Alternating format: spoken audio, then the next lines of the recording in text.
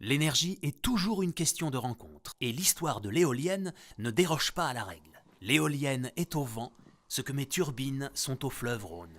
Qu'elle soit en mer ou sur terre, une éolienne s'inspire du moulin à vent, avec des pales portées par un rotor qui produit de l'électricité lorsque le vent souffle à plus de 15 km/h. Le rotor et la nacelle sont sur un mât qui peut mesurer plus de 130 mètres. Plus l'éolienne monte haut, plus le vent est stable et plus elle en capte.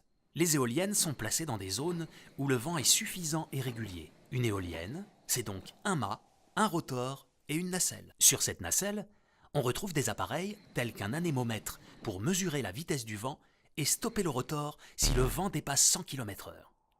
On trouve aussi des capteurs qui indiquent la direction du vent. Cela permet à la nacelle de s'orienter toujours face au vent pour capter un maximum d'énergie. Les pales peuvent elles aussi pivoter pour capter un maximum d'énergie. La nacelle abrite tous les composants nécessaires pour la production d'électricité et la protection de l'appareil. Le mouvement du rotor fait tourner un axe qui fait à son tour tourner un alternateur. Ça fonctionne comme une dynamo de vélo. Dans l'alternateur, l'interaction entre les électroaimants du rotor qui sont mobiles et les bobines de fil de cuivre du stator qui sont fixes produit un courant électrique. Enfin, un transformateur basé en bas du mât élève la tension à 20 000 volts pour l'envoyer ensuite sur le réseau. L'éolienne, une façon d'exploiter la force du vent dès aujourd'hui et pour demain.